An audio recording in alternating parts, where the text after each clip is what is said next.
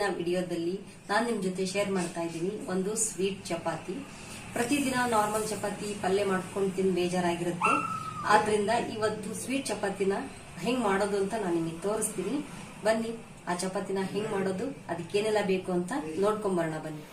Okay, ನೀವಿಲ್ಲಿ ನೋಡಬಹುದು sweet chapati ಮಾಡೋದಕ್ಕೆ ನಾನು ಆಲ್ರೆಡಿ ಚಪಾತಿ ಹಿಟ್ಟನ್ನ ಕಲಸಿಟ್ಕೊಂಡಿದ್ದೀನಿ. ಇದನ್ನಂತೂ ಯಾರಿಗೂ ತೋರಿಸುವಂತ ಅವಶ್ಯಕತೆ ಇಲ್ಲ ಚಪಾತಿ ಹಿಟ್ಟು ಕಲಸೋದನ್ನ. ಮತ್ತೆ ಅರ್ಧ ಟೀ ಸ್ಪೂನ್ ಒಣ ಶುಂಠಿ ಪುಡಿ ಮಾಡಿಟ್ಕೊಂಡಿದ್ದೀನಿ.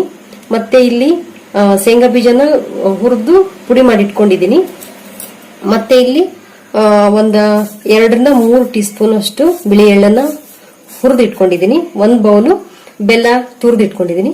ಇವಾಗ ಸ್ವೀಟ್ ಚಪಾತಿ ಹೆಂಗ್ ಮಾಡೋದು ಅಂತ ನಾನು ನಿಮಗೆ ತೋರಿಸ್ತೀನಿ, ಬನ್ನಿ ನೋಡ್ಕೊಂಬರ್ರಿ. ಓಕೆ, ನಾನಿಲ್ಲಿ ಒಂದು ದೊಡ್ಡ ಬೌಲ್ ತಗೊಂಡಿದ್ದೀನಿ. ಇದರಲ್ಲಿ ಪಾಕ ಮಾಡಕ್ಕೆ, ಪಾಕ ಅಂದ್ರೆ ಗಟ್ಟಿ ಪಾಕ ಅಲ್ಲ, 1 ಬೌಲ್ ಬೆಲ್ಲಕ್ಕೆ 1 ಬೌಲ್ ನೀರು ಹಾಕ್ತಾ ಇದೀನಿ.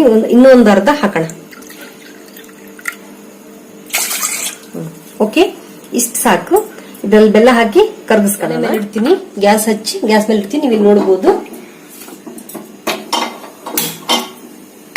ಒಂದ್ ಸ್ವಲ್ಪ ನೀರು ಬಿಸಿ ಆಗ್ಲಿ.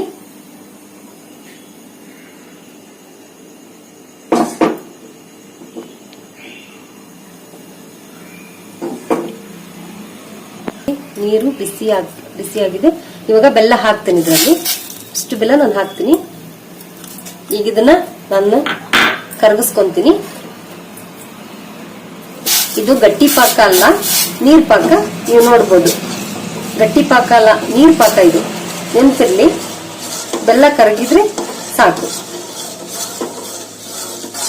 ಈ ತರ ಬೇಗ ಬೆಲ್ಲ ಕರಗೋತರ ಬೇಗ ಸ್ವಲ್ಪ ಚಮಚದಿಂದ ಹಿಂಗ ಮಿಕ್ಸ್ ಮಾಡಿದ್ರೆ ಬೇಗ ಬೆಲ್ಲ ಕರಗುತ್ತೆ. ನೀರ್ ಪಾಕ, ಗಟ್ಟಿ ಪಾಕ ಅಲ್ಲ. ಇವಾಗ ಒಣ ಶುಂಠಿ ಪುಡಿ ಹಾಕ್ತೀನಿ ಇದ್ರಲ್ಲೇ.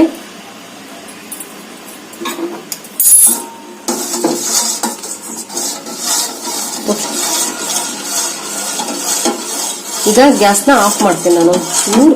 ಒಂದ್ ಸ್ವಲ್ಪ ಕುದಿ ಬರಲಿ, ಒಂದೊಂದು ಕುದಿ.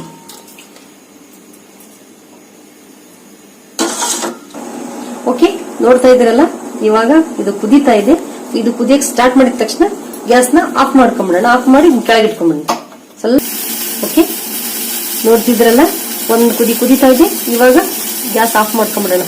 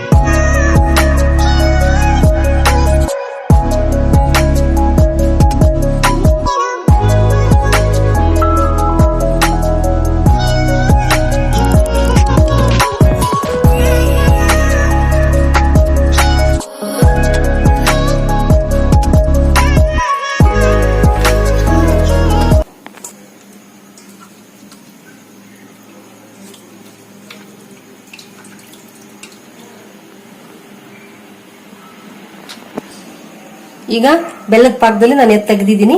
ಇದ್ರ ಮೇಲೆ ಶೇಂಗಾ ಪುಡಿ